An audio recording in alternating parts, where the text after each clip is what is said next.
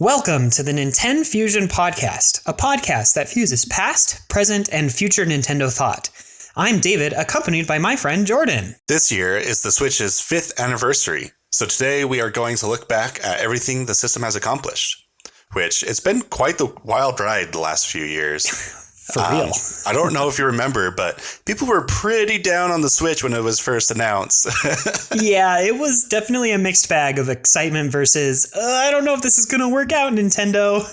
I had so many people tell me like they thought that Nintendo was on their last legs, and if the Switch doesn't succeed, then Nintendo's going to die, because right before the Switch came out, that was probably the worst drought for Nintendo games I've ever seen.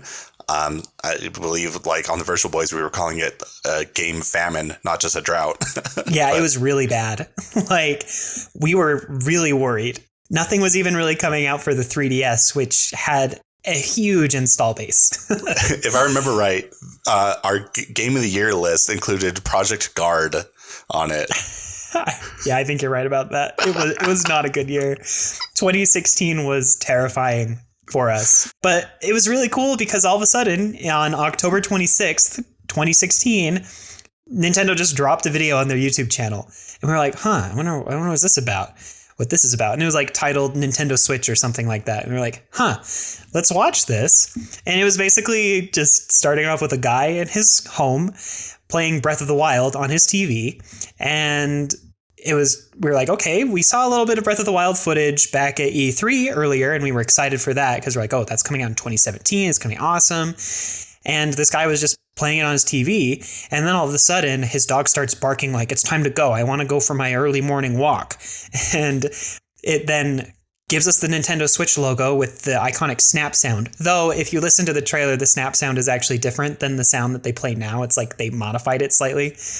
Anyway, he then slots the controllers into the Nintendo Switch that we just get a tiny glimpse of, and then all of a sudden Breath of the Wild shows up on the handheld. He takes it off and we're just like, oh, that's the new console. And it was exciting from there, you know? What did you think of those first moments, Jordan? If I remember right, it was kind of in the direction that I was expecting things to go. Like, the Wii U definitely feels like a prototype for the Switch. Yes, definitely. And so just having this hybrid console, I think, if I remember right, I haven't gone through and re-listened to that podcast, but I remember saying that one of the things that excited me most about the idea of the Switch was that it was going to combine development time for the 3DS and the Wii U, basically.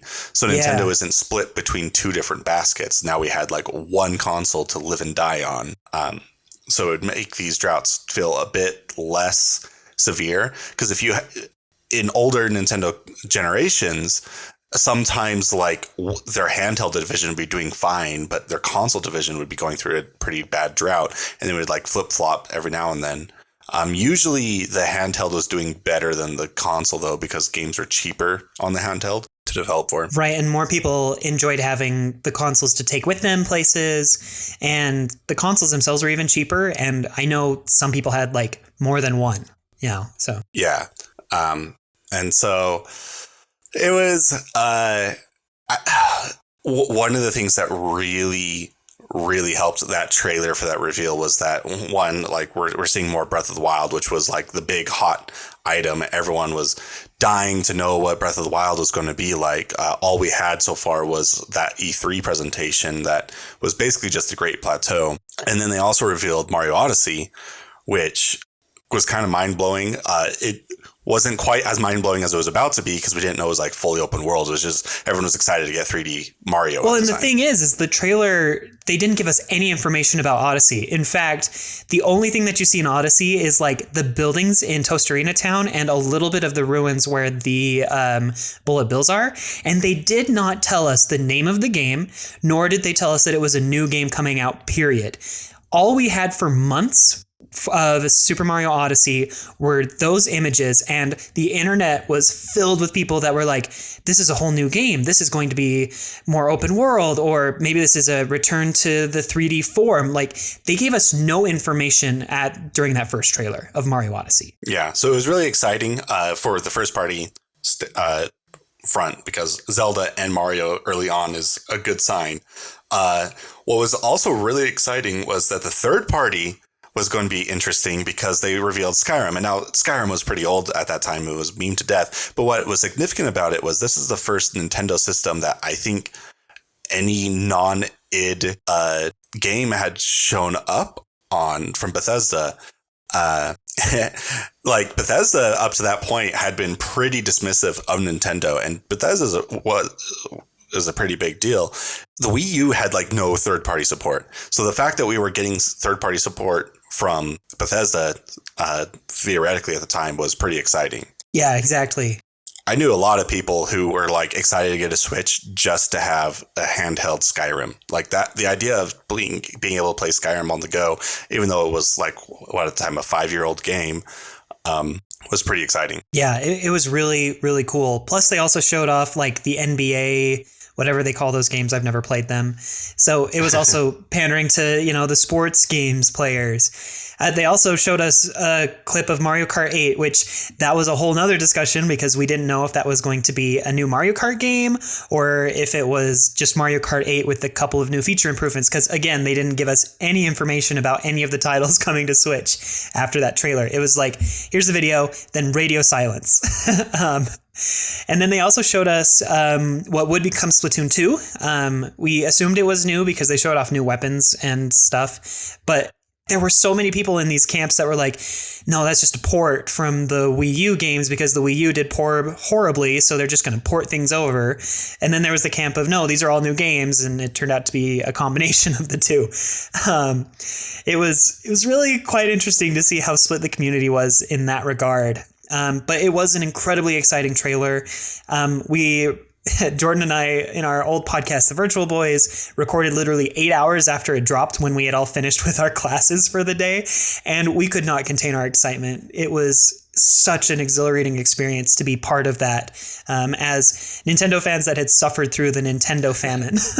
Well, the Wii U. And like at the time, like Nintendo fandom is pretty strong now on YouTube and all that. But there was not a lot at the time. Like there wasn't a lot of content creators. Right. Plus they had like the YouTube creators program. So if you made any sort of YouTube content, they would take a huge cut of your ad revenue. And so that kept people from wanting to create. The landscape for the Nintendo fandom has changed so drastically in the last 5 years because of the Switch. Like it's absolutely insane. I will say it was kind of a weird time to drop that trailer because it was just like on a random morning or whatever. And I think they did that because they wanted E3 that year to be entirely focused around Zelda. And then they didn't want, they wanted to distract us from the fact that there was no Nintendo published games that fall except for Pokemon. Sun and Moon coming out that year. Right. Yeah, it was nuts. Because then we didn't get anything at all until January. Yep. Where they did another big event. And usually Nintendo was doing like directs and stuff. This one was a live event. It was honestly kind of boring. It made us remember why live conferences might not be the best way to do events for gaming. Yeah. But that one is a pretty significant event. It showed off like what the Switch was, some of the big features. They played up the HD Rumble a bit too much. No one seems to care about HD Rumble now. And after 5 years. Like scanning of the infrared sensor. Yeah, on I don't think I've scanned a single thing.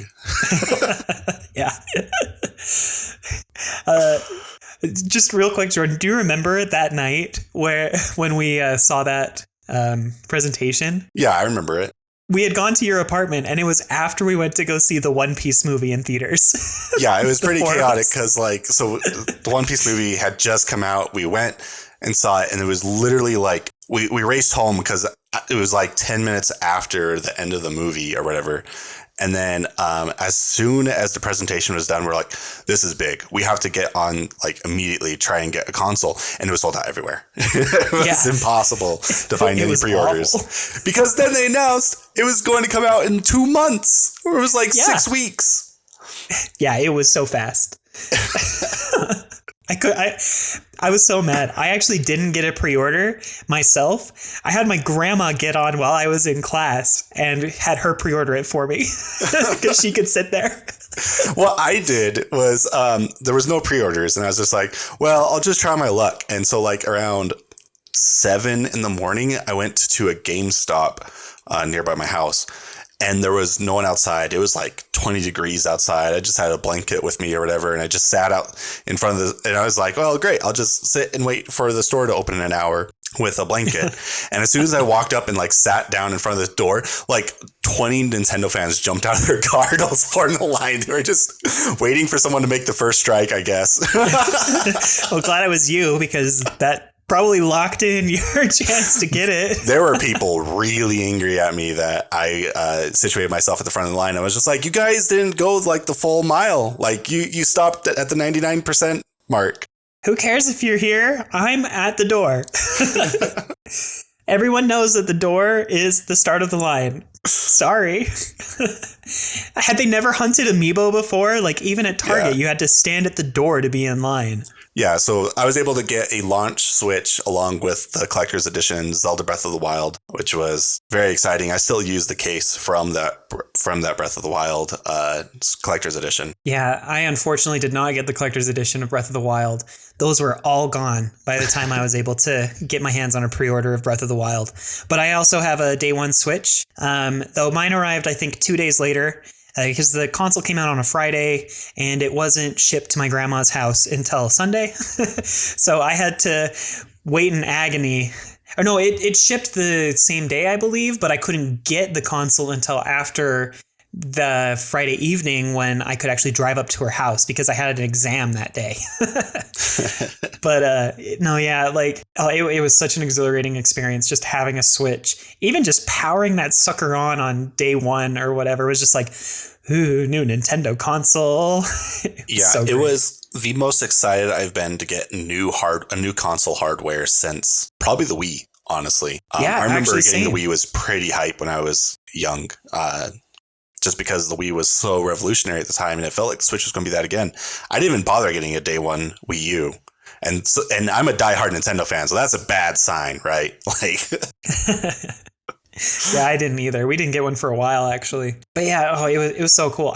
But I do think that a lot of that experience of getting the Switch, not just for like how novel the experience was and how exciting it was to have a handheld that could handle these huge games and also play on your TV, but we also got Breath of the Wild day one. And that was the big thing. Like a lot of people were like, why are there only like 2 or 3 launch games? Like, who on earth is buying a game that's not Breath of the Wild and like devoting time to it?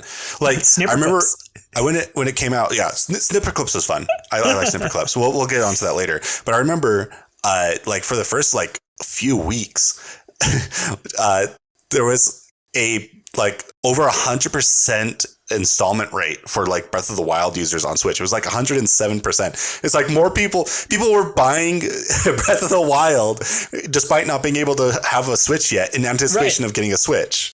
Yeah, it was insane. And that game absorbed me for like 2 whole weeks. I couldn't do anything else unless I had to for like classes or something. When I wasn't working on coursework or doing homework or whatever, I was playing Breath of the Wild. I remember staying up until like 3 a.m, and I never do that. Yeah, playing the game. So it was just like the perfect storm. Nintendo had a game that basically revolutionized one of the more popular genres in gaming at the time. It was another Zelda game. It's a brand new revolutionary hardware. The fact that you could play it portably was immediately relevant because my roommate also got a Switch. And so we would like switch off like who gets the TV and the other person could continue playing. And it wasn't just like we would have to take turns playing the game. You still could just play your game just in handheld mode. It was fantastic. Yeah, absolutely perfect. It was everything I wanted basically at the time. Now I want more because I'm greedy, but well, technology advances and evolves, so we can expect more. That's totally fine. But yeah, so yeah, it was just the perfect storm. I personally suspect that they purposely delayed Zelda specifically for the Switch. Like, I highly agree. I think Zelda was possible. prepared to be done for that fall with that drought for the Wii U, and they're like, nah, this has to go to the Switch. And it was a good gamble. It paid off. And I also think having the launch in spring is so much nicer than in the fall for a console, because basically it doesn't matter how old the system is. It's always sold out during like holiday season. Yep. So you might as well add in another like sold out day so that the gamers aren't fighting against, so that your diehard fans aren't fighting against the casuals. And it's not like being casual is bad. It's just let the more normal market have their day and have the diehard fans have their day. And then both parties are happy, right? Exactly. Oh, man. But seriously, those first few months, weeks, whatever, were just like so magical. Like just the memories I have of just playing Breath of the Wild. Like part of me is like, I wish I could forget the whole game so I could play it again. But at the same time, like, I don't want to forget the memories of having the Switch be brand new and playing through Breath of the Wild. It was just so good. and then on top of that, so not only did Breath of the Wild come out, one of the most defining games of like this generation, but Nintendo had probably the strongest year I've ever seen as a Nintendo fan, period. Like nothing competes to 2017 in terms of like the kind of games that were released. We got like a new Splatoon. They re-released Mario Kart, which to me doesn't seem too big because I got it for the Wii U, but it's a lot more popular on the Switch than anything else. Yeah. And we also got the new Mario Odyssey, which, oh man, that Mario game is also revolutionary in its own right for one of Nintendo's other biggest franchises. It was another game that absorbed my life for a week or two, just me trying to complete the whole thing. Like, and it was awesome. It was crazy that not only were there like a few games that could like go toe to toe with Breath of the Wild for Game of the Year that year, but that two of them came from Nintendo themselves. Like Mario Odyssey was nuts. They did everything I wanted out of a Mario game for that. I've been saying ever since Banjo-Kazooie that I want a Mario game where you basically don't get kicked out of the level, that you're able to have free roam to go from star to star, like a collectathon. And they did that. They made it pretty open. It's not completely open world, but I prefer it this way for Mario because they can still like kind of like design things to be for the specific environment for that spot. Plus Odyssey had that whole theme of going around the world. So it made more sense that you could visit individual chunks of a world and have them be completely different in theme rather than them trying to figure out how to do transitions between areas in like a more open world environment. It wouldn't have worked as well. Oh man. And the movement options in Odyssey it was so fluid. It's the best movement options in a Mario game, period, in my opinion. Absolutely. And it became one of the biggest speed games for Mario, because period. I think that at one point there were more speedruns of Mario Odyssey than there were Mario 64. And Mario 64 has really great movement as well. So it's still like competing for numbers sometimes. Yeah. It's going to be one of the greats going forward for speedrunning. And there are still many other games. We got Mario and Rabbids Kingdom Battle, which was a wild new collaboration. I remember it got leaked and people just straight up wouldn't believe the leak. Not because like the leak didn't look real, but because the idea was so ridiculous. Like you're telling me there's a rabbit that looks like Peach? What? But it was real, and it turned out to actually be good. People liked it to the point where it's basically a Mario version of XCOM. XCOM 2 came out that year, and XCOM lost the game award for best strategy game to Mario and Rabbids. Like, woof. The director of XCOM later in an interview said that they were going to copy things from Mario and Rabbids for the next XCOM game. That's hilarious. I didn't know that. And then on top of that, we also got like Fire Emblem Warriors, which it wasn't the best game, but it was another kind of small entry into the Fire Emblem series to show that they were working on like Fire Emblem based stuff. We also got like Pokken Tournament DX, which was kind of a fun fighting game on the Wii U that really didn't get a chance. It got a little bit of new life in it on the Switch, but still isn't widely popular. And, like some fun games like Snipper Clips and a whole bunch of eShop titles. Tons of indies flocked to the platform in the first year. I mean, I remember like SteamWorld Dig 2. We got the new update for Shovel Knight as part of like, and I think almost launch. I don't think it was day one for the Switch where we got I think it was Knight. day one. Was it day one? I'm pretty sure it was. It was pretty soon. Like that was one of the big games a lot of people were playing early on the Switch. Yeah, I think you are right. It was Spectre Knight, right? It wasn't Plague Knight yet. Yeah, if I remember right. Plague Knight was first. So it went Shovel Knight, okay. then Plague Knight, then Spectre Knight, then King Knight. Yeah, Spectre Knight was fantastic. It was an amazing addition to the game. Of the three Shovel Knight like additions, Spectre Knight's my favorite still. I absolutely agree with that. Plus, the story is more fun. Plague Knight's cool. I like him, and I like his story with. I think Plague Knight's my second favorite of the three editions. King Knight, it was enjoyable, but it felt a little. I don't know. It didn't have quite as much of a charm to it as the other two. I feel like maybe I was just kind of like done with Shovel Knight by that point. It might just be a me problem. I mean, I haven't finished King Knight, so it's not just you. But then we also got like a whole new Nintendo IP with ARMS on top of that, which ARMS was really fun for the first few months until your arms got really tired. And then you were like, there's really not any content in this game. Yeah, it needed to be bigger. It felt like one of those, not games as a service. What's a better like term for it? It showed kind of I don't know if I should say like new direction for Nintendo games, because I think they did it with Mario Tennis on the Wii U, but like where Nintendo just kind of releases an unfinished game and just finishes it with a free DLC later on. Yeah. But unlike the other ones, ARMS at least had like a really strong base to it. So like it was fun for the time. Totally agree with that. But yeah, I really enjoyed playing ARMS with like my cousins because the motion controls were really easy for them to pick up, and they were just, like punching different characters. And the characters had a lot of really nice charm to them. I mean, Springman and Ribbon Girl aren't really that unique, but you got people like Twintel and Min Min and, lots of character and lots of fun stuff within ARMS. And I really kind of hope that they go back to ARMS. Maybe with ARMS 2, they are a little bit more ambitious, but who knows if ARMS is even in the works. So anyway. Yeah. And then on the third party side, Hollow Knight had just come out for PC, and I think was it just PC? I don't remember if it came out for PlayStation or whatever, but they announced it for Switch that year. It didn't come out until the next year, I believe, in 2018. But Hollow Knight is another one of those like genre defining games that came out in 2017. 2017 was so big. Yeah. Super enormous. It was also the year that we got Sonic Mania on the Switch. Yep. Which is probably the best Sonic game made since, honestly, it might be my favorite Sonic game at this point. I still play Sonic Mania. Yeah, it was really well done. Really quite like that. And so many other games. Like, seriously, if you look at a list of games for 2017, I think I saw a list that was like the top 50 games. And some of the games that we've already talked about were like in the 40s. Just tons and tons and tons and tons of games were coming out on the Switch in 2017. 2017 was such a strong year, and kind of finishing off that first year of the Switch, we also got Bayonetta and Bayonetta 2 ports on the Switch, which was really nice because they also looked better than they did on the Wii U, and kind of cemented the whole Bayonettas on Nintendo consoles.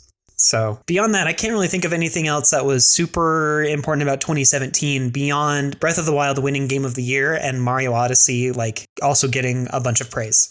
So now that it's been 5 years, which do you think has had the bigger impact? Or actually, let's do it this way. Which game do you prefer? Mario Odyssey or Breath of the Wild? Breath of the Wild every time. Breath of the Wild. Yeah, I was pretty torn on the year it came out. I think it's Breath of the Wild at this point for me, though, just because that's that game. I just keep going back to it. It's such an expansive world. Its mechanics feel so open. You're constantly like learning new things about the game to this day. Like it's so good. Like literally 2 weeks ago, speedrunners found out how to duplicate non-key items and stuff so that they never need to do any sort of material hunting. Like new things are being discovered all the time. Usually, so like Breath of the Wild also marks kind of like the end of a Nintendo generation paradigm. There was like a paradigm shift at Breath of the Wild, where before that Nintendo was really during the Wii and the Wii U era, Nintendo games felt really handholdy and like railroaded you towards like certain ways to play the game and all that stuff. Like Star Fox Zero, you could only play with motion controls, and how dare you think that we would do anything other than this? And then we get to Breath of the Wild, and it's like, hey, Nintendo, I broke a game. And they're like, yeah, okay, cool, that's fine. We're not even going to patch it. It's your sandbox. Have fun. Just do your thing. Like, I remember when people lost their minds when they felt like they broke Mario Odyssey, and then they found out that there was just a bunch of coins waiting up at the top of like how they broke the game. And it's like, Nintendo's like, yeah, we broke it too. We left it in. Yeah. Absolutely nuts. Those two games seriously are probably the best Switch titles, period. And we're going to talk about some other really good ones that came out on the Switch since then. Like, I can't get over just how much I love Breath of the Wild. I poured a couple hundred hours into it in my first playthrough, 100%ing the whole thing. I did every quest. I found every single Korok seed. I found every single dumb landmark that doesn't even have like a checklist, you know, like all the bridges that for some reason count on your map 100% progression. I love that game, and I don't think anything could ever change my mind on it. And honestly, I think even with all the praise that we've given the game, we could do a whole episode of this podcast just talking about Breath of the Wild. Yeah. Well, we got 4 more years to go through, so we probably should move towards some of the other years. Yeah, you're probably right. We've been gushing about 2017. So 2018, or as the year I like to call it, the attack of the Wii U. Seriously. We got a Kirby game that felt like it was made for the Wii U with Kirby Star Allies. Donkey Kong Country Tropical Freeze. There was just a lot of like Wii U ports and like third-party ports that probably should have been on the Wii U. Dark Souls Remastered was pretty surprising to come out that year. Yep. We got Donkey Kong again, now with Funky, and that's like the only difference. I mean, Donkey Kong Country is really good, but yeah, it was a Wii U game. And I remember after that game, everyone was like, okay, what other games still need to come to the Switch after the Wii U? Oh, and people just kept getting curated lists. It was hilarious. Yeah, little did they know. Well, we'll talk. When did hashtag FE come out? Oh, I don't remember. I think that was either 2018 or 2019. That one felt so bad because on our podcast, I said like this is the game to buy for the Wii U because there's no way in hell they're going to port it to the Switch. And then they did. It was going to be a collector's item. Oh man, I was off. I should have said Devil's Man Third or whatever it's called. One of the ones that hasn't made it that should have instead. That's being generous to Devil's Man Third. Yeah, fair point. But beyond that, we did get a couple of new things in the year. You know, we got Nintendo Labo, which was honestly kind of a cool and ambitious thing from Nintendo, even though they've kind of just dropped it dead, haven't released anything new for it. Building things out of cardboard and being able to play with them using the Switch Joy-Cons, HD Rumble, is actually like kind of cool that they pulled that off. We also got a new entry in Mario Tennis, which I know some people still play to this day. I never really cared for Mario Tennis, so I didn't care. It's still missing the like Mario Sports charm I want out of Mario Sports games. Yep. Which we're finally getting back, it looks like, with Strikers, but Aces still just looks like a straight tennis game. And so... Yeah. And then we also got Let's Go Pikachu and Eevee, which are really cute games. They're kind of fun to play. Definitely not for everyone in the Pokemon community. And I don't know if there's anything else to say about that without striking a lot of controversy. That was a very divisive game. Yeah. Either you absolutely loved it, you thought it was kind of fun, or you absolutely hated it. Up to that point, that was the most divisive I've ever seen the Pokemon community. And oh boy, was it just kind of just a warning shot. Yep. With Sword and Shield, which came out the next year. But anyway, like, yeah, that was such an interesting game. But the big highlight of the year 2018 was Smash Bros. Ultimate. Yes. And we already did a huge, long farewell episode to Smash Bros. Ultimate of this podcast. We've expressed a lot of love for that game. We still love it. We think that it, helped define the Switch and is seriously one of like the best entries in the entire series and is a great love letter to gaming. So you should go listen to that episode. It's one of the best games on the Switch, and it's really good that it came out in the first 2 years of the Switch, just to give Nintendo another evergreen title feather to put in their hat. Right. They gave us 2 whole DLC packs where they released one fighter at a time for the next few years. It was perfect. Worked out really well. Like, at this point, it might have as well have sold more than the rest of the series combined. Like, I haven't added up the numbers. I have no idea, but I'm pretty sure, like, last time I checked, it was like at 23 million copies, and like second place goes to Brawl at 13 million. So yeah, wow. That's a lot. It's a huge jump. Like, it became a very profitable series for Nintendo. It already was one of their like flagships, but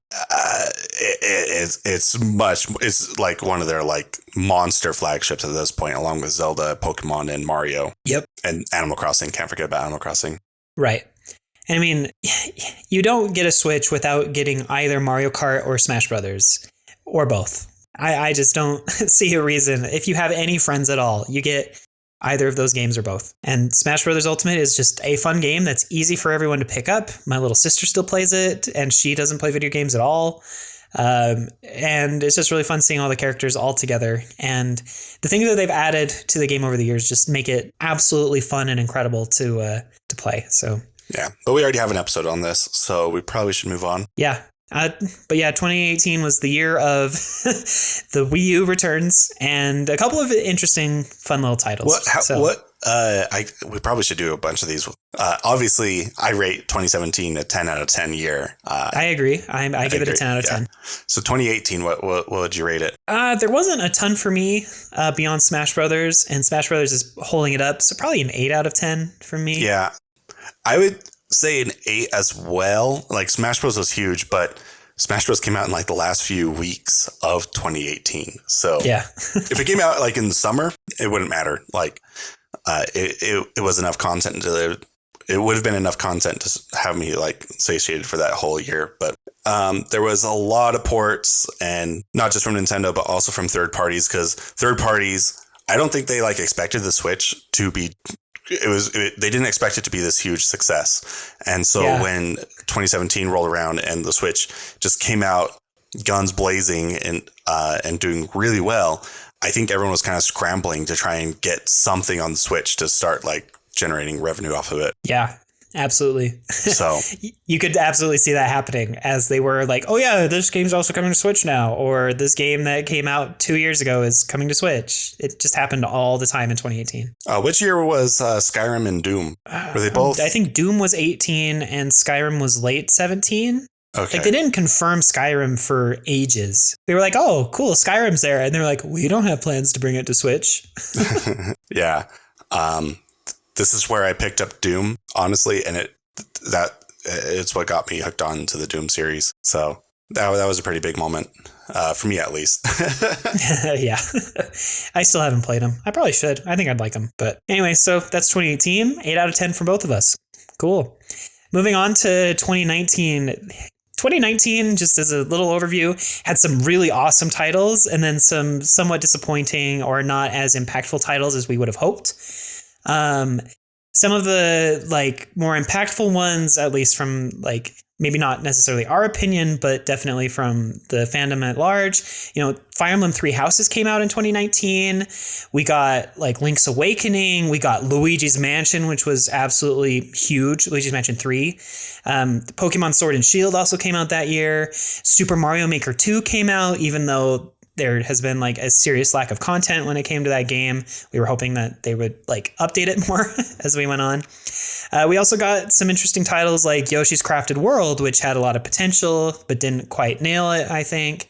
Astral Chain came out, which didn't perform as well as, maybe we would have thought. The SNES and NES online libraries were released. Little Town Hero came out, and like Ring Fit Adventure, which a lot of people love, but is also like, there's not enough here. And Mario and Sonic at the winter or summer games, whatever 2020 was. Anyway, lots of games came out. I think there were some really great ones there. The ones that really stood out to me, as I kind of said before, were Fire Emblem Three Houses, even though I still haven't finished the game, and Super Mario Maker 2 and Luigi's Mansion 3. Those are probably the top 3 games for me out of that year. Wow. Well, and Sword and Shield. I was going to say a lot of time with Sword and Shield. Whoops. I was a bit surprised there for a moment. Okay, take off Fire Emblem and replace that with Sword and Shield. Oof, to the Fire Emblem fans. As much as I rip on Fire Emblem, this was a really good entry for the Switch, I feel like. I agree. It's not my cup of tea. There's too much tea in it. Literally. I don't like the school stuff. I don't like all the extra fluff. I just want to get in from tactics map to tactics map with a bit of like character dialogue in between. And the Fire Emblem franchise, for better or worse, is moving more towards being more towards the RPG side and the story heavy focused narrative side, which for some people they really like, but I just want my strategy game. With that said, I was pretty into Three Houses, and I would have finished it if it was shorter. It's a ridiculous sentence to say, but it just felt really long. And like I really enjoyed the tactics maps, but eventually the school stuff just grated on me to the point where I dropped it. Yeah, they required too many things of you in the school, rather than having it be kind of like a supplementary thing to like, if you want to learn more about these characters, you can, but they actually made you do a lot of tasks. And the only way to get stronger in a lot of ways was to do the school stuff. And then there was me that ended up spending like 2 days grinding fishing for absolutely no reason at all. And then got completely burnt out with the game and then never went back to it. Well, and like one of the big problems I feel is like the UX design, because like interacting with NPCs or trying to find like where like these lost items are supposed to go and all that stuff. It was really clunky. Yeah, it was bad. All the school stuff just felt like it needed a lot more polish to it, which is not great because that was like half the game. It felt like. Yeah, exactly. The tactics part was great. The story writing was pretty good. I was actually pretty interested in the main story. I just wasn't interested in like all the side writing stuff. Yeah, and I agree with that. But we might need to do another Fire Emblem episode or something, because we still have like 2 more years to get through, and we haven't even talked about Luigi's Mansion, which I think is like the big banger of the year. So Luigi's Mansion, I feel, is the big banger along with Mario Maker 2. Luigi's Mansion was quite a pleasant surprise because not only were we getting a third entry because everyone was kind of like down on Luigi's Mansion 2, but it wasn't just another Luigi's Mansion 2. They kind of went with a hybrid approach between Luigi's Mansion 1 and Luigi's Mansion 2. So we got bosses again. Yep. And so fans were pretty happy with it. It was another home run from Nintendo. Like there are things I would have liked a bit more, like a bit more of a better atmospheric approach. Yeah.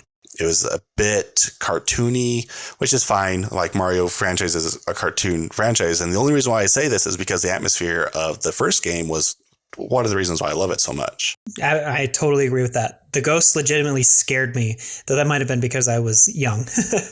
But it still sticks with you. Like there were some actually pretty disturbing things in the original Luigi's Mansion 1. And I would also add on that I think that the game could have benefited from just a little bit more exploration between the floors rather than the floors being somewhat mostly isolated.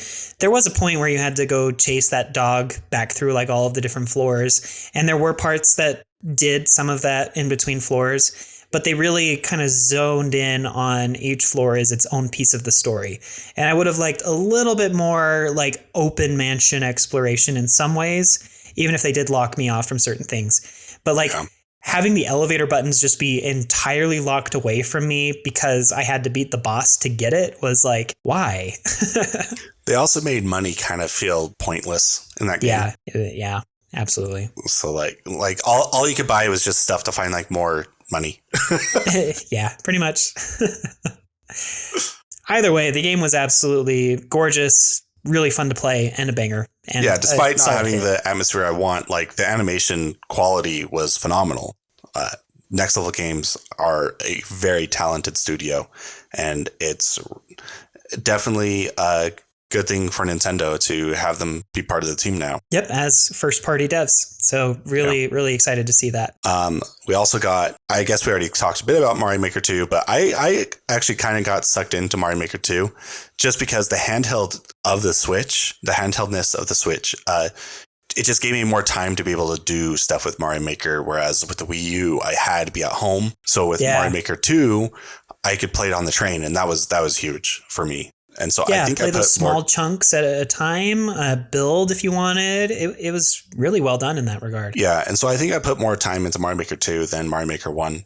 I know that it didn't sell as well as Mario Maker 1. It wasn't as much of like an online presence, but I feel like it was definitely a good title to add for the Switch, and they added a lot of things that people wanted, like slopes. Yeah, and plus it really opened up a lot of the Mario community, I think. Like you watch the speedrunning community, they all gathered around the game for a while to play really hard levels and Kaizo-like stuff, and it was just fun to watch a lot of that stuff. So it was really well done and well made. One of the hyped games that year was Astral Chain, and I really wanted to like Astral Chain. I really forced myself to try to play that game, and it could not grab me. I really liked the action. The action bits were great.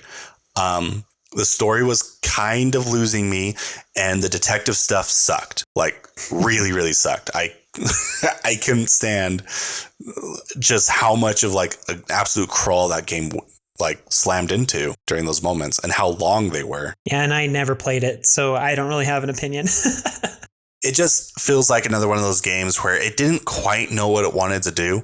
They're like, oh, we're going to be a detective game about you're a detective, but it's also an action game. It's like, okay, great. So here's the action bits and here's the detective bits. And it's like, well, these don't play off of each other at all. Why are you making two different games and just like duct taping them together when they're completely different genres of each other? It was really jarring. I hope they fix a lot of things in the inevitable sequel that we'll get. Yeah, I hope so too. And then finally, the very last thing, and we'll just touch on it briefly because we've actually talked about it quite a bit, was Pokemon Sword and Shield. I think the best way to summarize our opinions on it is David, really like it because it is probably the most solid mechanics-wise the series has ever been. It is also the best game if you are a Pokemon collector. You know, they've got the marks, they've got tons and tons and tons of Pokemon that you can shiny hunt just in the wild without having to like hunt eggs forever. And the DLC was pretty good by adding a lot of new content and missing things. But I guess if I had to summarize Jordan's beliefs on it, it was a disappointment. It was pretty bad. And I would say that as the collector side point too, because it didn't have all the Pokemon. Yeah, that's totally fair. But at the same time, I think that there would have been too many overworld Pokemon if you were an overworld hunter for like marked shinies. Sure. I don't think though that you needed to have them all catchable though. Like I agree with that. Just having the ability to like park them on the new game, entire collection, it would have been nice. No, I would have loved to have seen that too. It's really obnoxious that I have a bunch of Pokemon that are locked in home and that they still haven't added support to Brilliant Diamond and Shining Pearl. And I understand why they have stopped putting all Pokemon in every Pokemon game. Like it is kind of an exponential like issue balancing wise, right? It's not like a lot of people when they get angry about it, they act like it's a linear issue of balance where it's like, oh, if you're able to put in like if one Pokemon costs X amount, then all of them cost X amount to add in. And it's not, because each time you add one in, you have to like then compare it against all the ones that are already out. So it's like N to the N difficulty. So it'd be X to the X in cost to add a Pokemon to a game. But right. No, I agree with that. I think they should have been in the game. But I don't know. As a shiny Pokemon collector, I think they're fine games. And I think that their mechanics were good. I hope that Scarlet and Violet, which we talked about extensively last week, take a lot of cues from Sword and Shield, but also Arceus. So will Scarlet and Violet have every Pokemon in it? I don't think so. Do you think they'll go the extra mile for that? Because that was a huge sticking point, and I guarantee the conversation is going to come back up again with Scarlet and Violet.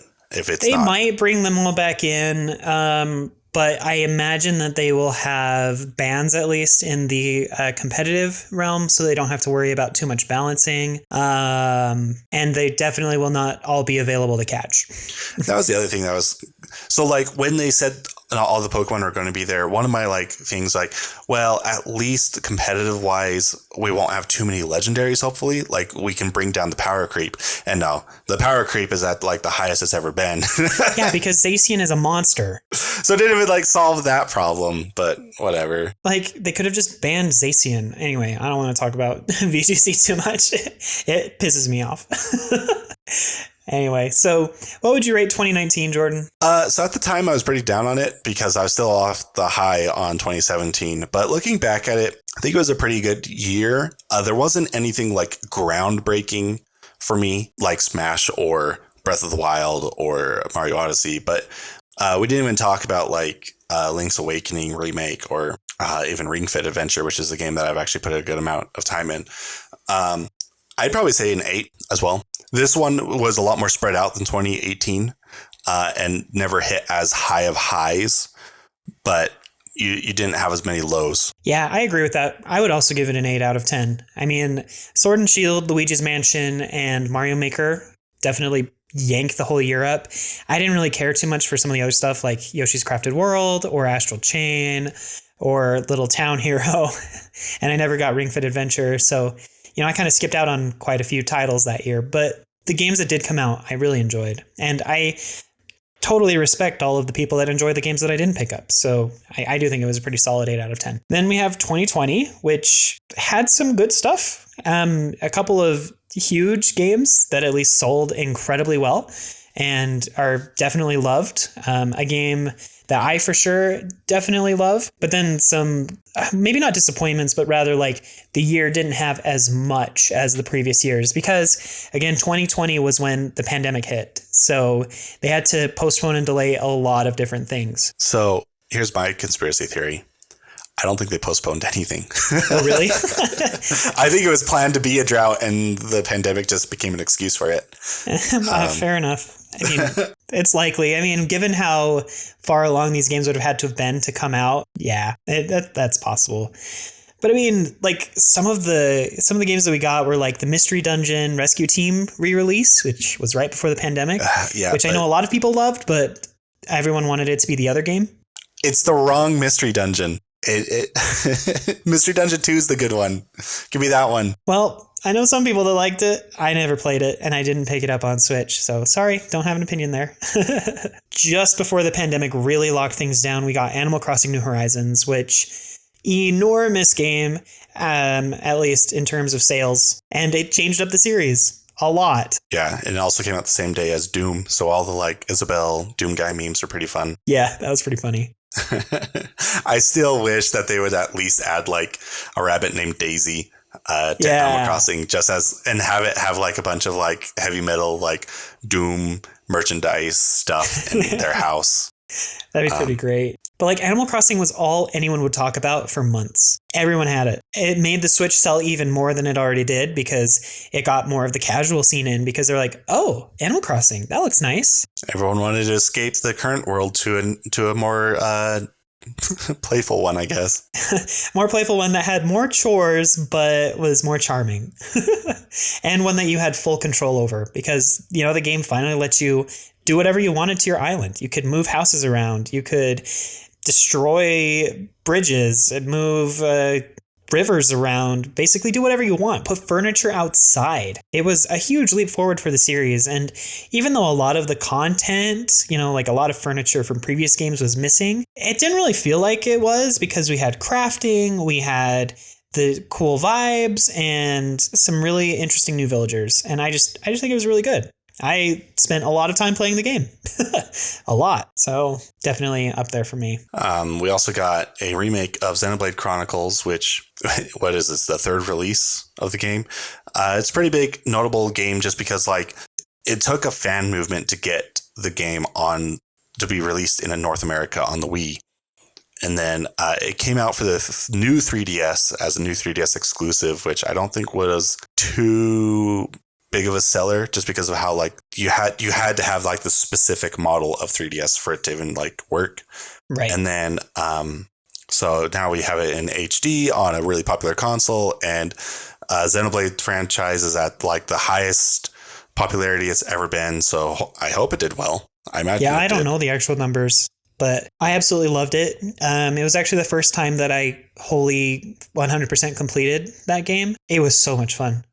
That game absorbed me for like a month and a half. I love Xenoblade, and I have gushed about it before on this podcast.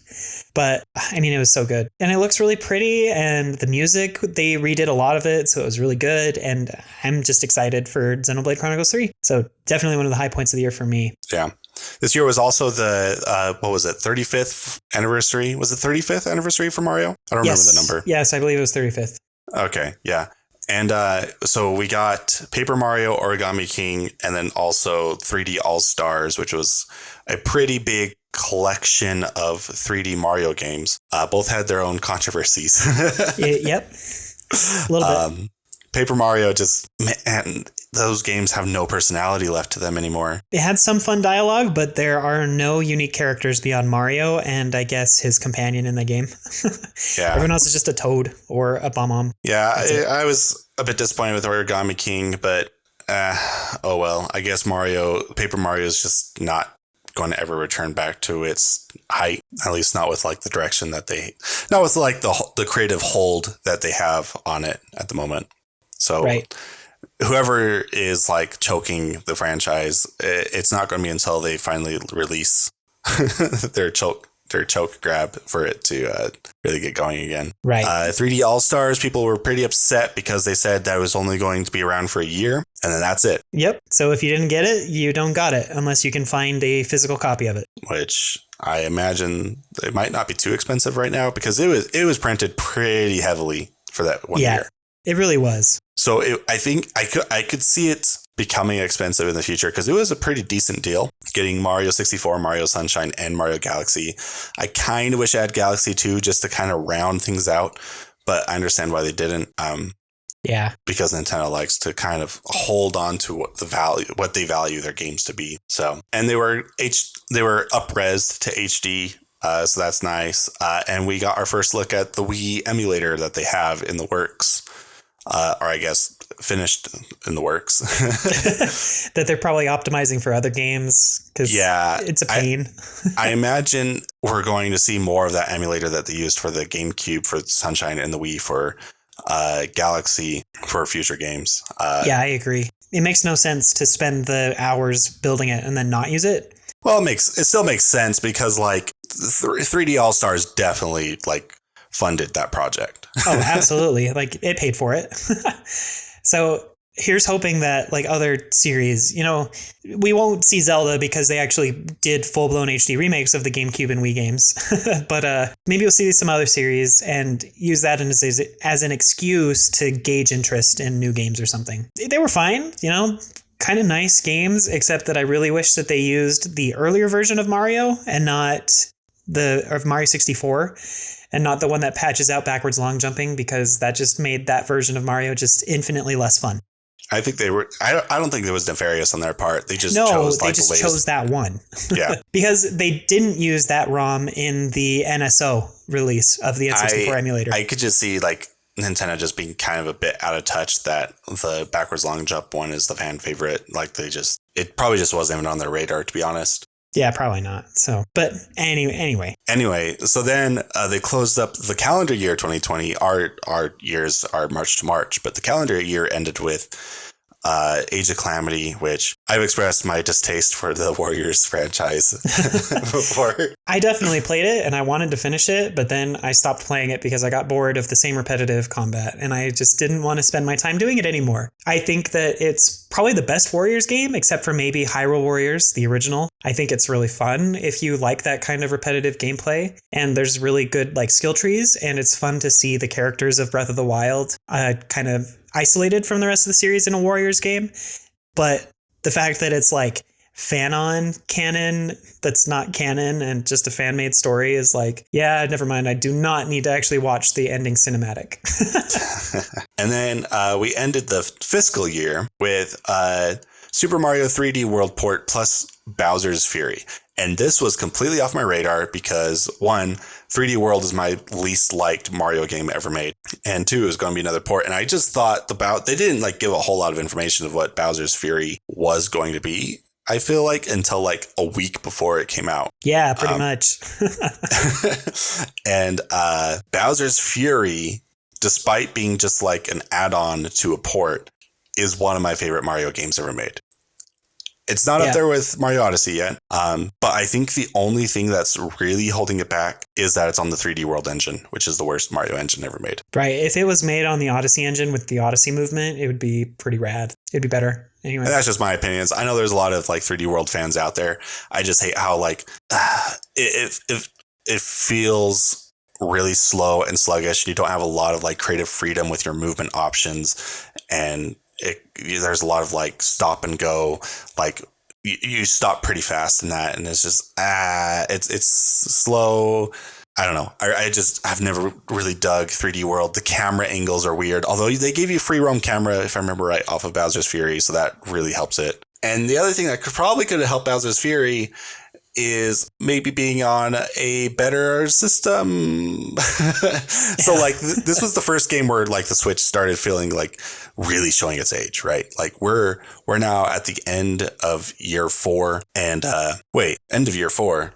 Or so at this point, it would be 4 years old. Yeah. So like it's almost 4 years old at this point. And Bowser's Fury was really sluggish for me, at least. Yeah. And I know not a lot of people care about that. But when you go from a PC build that you made yourself that runs at like 140 hertz or more, you can really tell when a game is struggling at 30 or 60. So I'm really hoping for a new Switch. I've been begging for it ever since. Because we moved into year 5 and started off with Monster Hunter Rise, which I love Monster Hunter Rise. It's a great game. It's probably my second favorite Monster Hunter. Actually, it's not probably. It is my second favorite Monster Hunter. But man, it definitely could use a bit of stronger hardware. Yep. Like everything else that came out that year, basically. With that said, though, Monster Hunter Rise might have the best online support I've seen on a Nintendo console. I'm surprised how stable it actually is. People do not disconnect very often. Monsters don't seem like they keep jumping out of like wherever where a monster is supposed to be. It actually is there. Like they definitely put a lot of work into their net code for that game, which is nice. For a console that doesn't have dedicated servers, it's nice. Yeah, Monster Hunter Rise is really good. I'm really excited for the DLC that's coming out later this year. The only thing holding it back from being my favorite Monster Hunter is just it doesn't feel as deep as World did. Mm-hmm. With that said, it is also a faster game in the sense of like being able to jump out of a mission, then jump back into a mission and start something new. So you're constantly moving through and playing the actual game, which is nice. It's really good for just playing like a quick game of Monster Hunter with some friends. I would like a bit more depth to it, though. Yeah, and I haven't played it. So, yeah, I don't really have an opinion. I've heard amazing things about it. And you, of course, have gushed about it to me. And I think I would enjoy Monster Hunter. I just haven't ever sat down to play it. And if you ever try it, I would say this is the best one for a newcomer to play. Okay, cool. Glad to hear that. So awesome. Beyond Monster Hunter Rise, last year we also got like new Pokemon Snap, which beautiful game. A lot of personality to the Pokemon with lots of really fun behaviors that they have now. I imagine that some of that work translated into Arceus. Since there are a couple of Pokemon that overlap with that. We also got the port of Miitopia, which was super bizarre that we got Miitopia on the Switch. I did not pick it up. Don't care about it. Didn't watch any sort of review or anything about it, so I have zero opinion. We also got Game Builder Garage, which awesome little way for kids to pick up how to make games, I guess. Also did not pick that one up. We also got Mario Golf Super Rush, which a fun new Mario Golf game, which is kind of cool. Yeah, it's another one of those games where they just didn't finish it. Yeah, which is a bummer. And it's also another one of those games where they need more Mario personality into it. Like, man, I can't wait for Strikers to come out because I really want Strikers to change the landscape of the Mario sports games again. I agree. I really think that it's going to have that impact because Mario Tennis and Mario Golf just doesn't have it anymore. And it's a shame. Beyond that, Mario Golf, we also got like Zelda Skyward Sword HD, which a $60 game where they added amiibo support and up-res the textures. That's it. Yeah, which is surprising because this makes the HD release cost more than the original copy. Unless you got the original with the Wii remote. Sure. All right, which is the version I got, to be honest. That's the one I got too, so... But anyway, it's Skyward Sword. Skyward Sword's a pretty good game. It is divisive. It is incredibly linear, but it's pretty. I think it has a really solid story, and... The HD remake was fine. It was just like when they remade Twilight Princess and Wind Waker, they added and changed a lot of things to both of those games. So I don't know. Skyward Sword just didn't really feel like it was worth it. This feels like the least amount of work was put into this one. It feels like.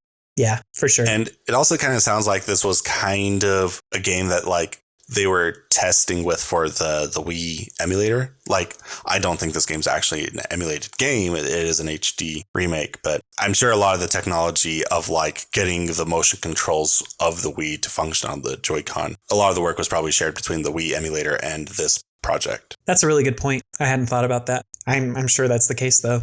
Beyond that, there weren't that many other big hitters, Jordan. Like all we got was like Brilliant Diamond, Shining Pearl, and Mario Party Superstars, and Shin Megami Tensei 5, and WarioWare Get It Together, and some random little title called Metroid Dread. Oh, man. I was about to say, what are you already talking about? The second end of like 2020 was fantastic. No, it was really good. Really strong. Metroid Dread. And we talked about it a lot in a previous episode, like so much so that I feel like we would just be saying the same things over and over again about the year. Basically, we are huge fans of Metroid. This is a phenomenal entry. It's everything, well, almost everything we wanted out of it. It's great. Pick it up, play it. It definitely makes me really excited for the future of Metroid, which is something I haven't been able to say for quite some time. Yeah, because there was no future for Metroid because we didn't know anything about the future of Metroid. We thought it was kind of dead. But now it's Dread. Just kidding. I was also excited to see WarioWare return. It's a charming game. I really like this new one. It's not my favorite WarioWare, but it's still a good like party game to pick up and play. Absolutely. And speaking of party games, Mario Party Superstars is just really charming. It's honestly better than Super Mario Party, in my opinion. This is the Mario Party I've played the most since Mario Party 3. And that's strictly because of it's online. Yeah, it's really great. So some really, really, really strong games in year 5. And then since Arceus came out just before the end of the actual end of year 5, since the Switch came out on March 3rd, Arceus is also included here. We did another long episode just talking about how much we surprisingly enjoyed the game. And it was really kind of a great way to top off year 5 of the Nintendo Switch, especially after how boring Brilliant Diamond and Shining Pearl were. So we forgot to rate 2020. What would you give 2020 a rating? 2020 is hard for me to rate because it had Animal Crossing and Xenoblade Chronicles, but I also didn't really care for any of the other games other than like trying Origami King and Age of Calamity. I'd probably give it a 7 out of 10, but know that I think that Animal Crossing and Xenoblade are both like 9 or 10 out of 10 games. Yeah, Bowser's Fury is like really the only highlight of that year for me. I'd probably give it a 7. It once again, like it just came out at the very end of the year. I wish it came out a bit sooner. Yeah, and the 2020 year 4 of the Switch was just slow. There just wasn't a ton. So yeah. Well, and there was other things going on in the world. Like it's fine. Yeah, so we'll give it a pass. And then as for year 5, I think year 5 is the strongest it's actually kind of been since 2017 in a lot of ways. Some of the games were not as awesome, but the second half of the year was just full of really great stuff, especially if you include Arceus and Metroid Dread. So I'd probably give it a 9 out of 10, maybe. Yeah, I think I'm leaning more towards 8.5. That's a pretty good number. Yeah. Metroid Dread is definitely the highlight of that year. And if we're including Legends Arceus, which was a big surprise, that's also pretty big. And then Superstars. Actually, you know what? The more I think about it, because then it also had Monster Hunter Rise and Pokemon Snap. No, this was a 9. It was a good spread out, like solid batch of games.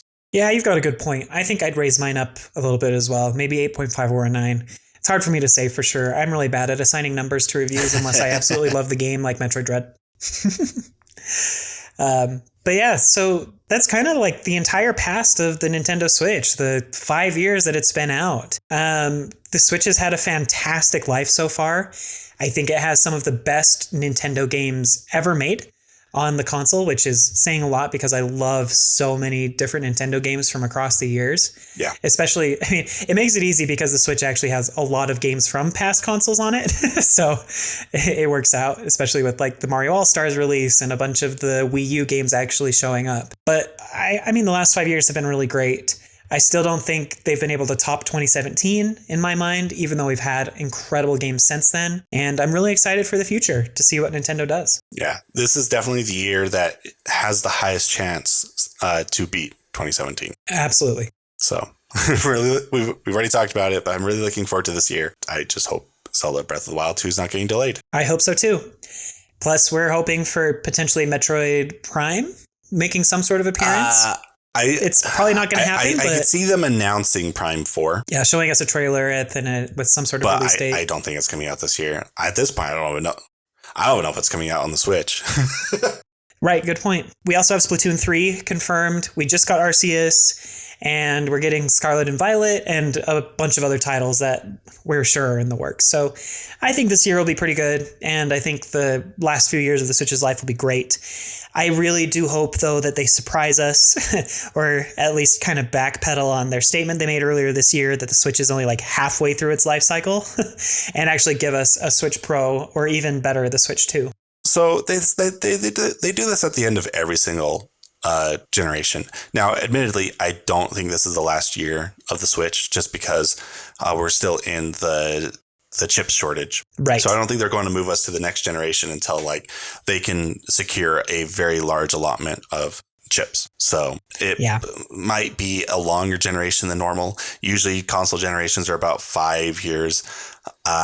This one might be a 6 to 7, which it has increasingly become the norm with consoles lately. Like the 360 and PS3 were pretty long life cycles. The PS4 and Xbox One were pretty long life cycles. So it makes sense for the Switch to also be kind of long. But at the same time, the Switch is also handheld, while all those aren't. And on like the handheld like industry side, the handheld market is like advancing rapidly. Yes, so, it's getting insane how much more power we get on a year-to-year basis than we ever had before. And so the Switch really kind of needs a revision if they're going to remain handheld sooner than later. I do think it'll probably be a year or two before they even announce the console, but it's really hurting the quality of the visuals of the game that they're releasing. And I don't think they can make as large a scope as games as they would potentially like to. You know, you talked about Monster Hunter Rise needing the more juice, and also like Bowser's Fury. We need a revision sooner than later, but it's really hard with the chip shortage. And I also think Legends Arceus could have done with a bit more power behind it. The draw distance is pretty bad in that game. Yeah, even the draw distance, even without like modifying the actual visuals of the game. But so we're definitely seeing Nintendo make games that are pushing that feel like they're not meeting their full potential because of the limitations of the hardware we're on now. And it's because it's a really old handheld device, and the handheld industry is moving way too fast right now for the Switch to keep up. Well, even the gaming industry in general. Yeah. You know, the Xbox and PlayStation, and of course, like PC graphics, which will always be ahead of both of them. But, you know, the gap is just getting wider, and we can see that there are fewer third-party games coming out on Switch because there just isn't the power. So still excited for like the Nintendo first-party stuff that's coming out in the next couple of years. And I still love the Switch. I just am excited to see what's next too. It's been 5 years. Yeah, I'm ready. So with just these 5 years, the Switch is my favorite Nintendo console. I agree. Same. There's so much to play, and I can just pull out my Switch and just play whatever I want, basically. And it's always something good. Lots of variety, lots of great first-party Nintendo stuff, lots of third-party stuff, lots of awesome indie games. It's a great console. Really, really happy that it turned out as well as it did. So anyway, that's kind of all I have to say about the Nintendo Switch. I can't really think of anything else. Any final words, Jordan? I think I'm good. Great. Well, thank you so much for listening to this episode of the NintenFusion Podcast. We sure do appreciate you sticking it out and listening to our take on the 5 years of the Nintendo Switch. Please check out our Discord at nintenfusion.com/Discord. Come talk with us about the Switch. What were your favorite games? What year was the strongest in your opinion? Or are you new to the Switch? We'd love to hear you and talk about it with you. Also, please be sure to leave us a like or leave a review, depending on if you're watching the YouTube video or listening to the podcast. That kind of stuff really helps get the show out there and allow more people to find us. But with all that said, we sure do appreciate you listening to this episode of the NintenFusion Podcast, and we'll catch you on the next one. Bye-bye. See ya.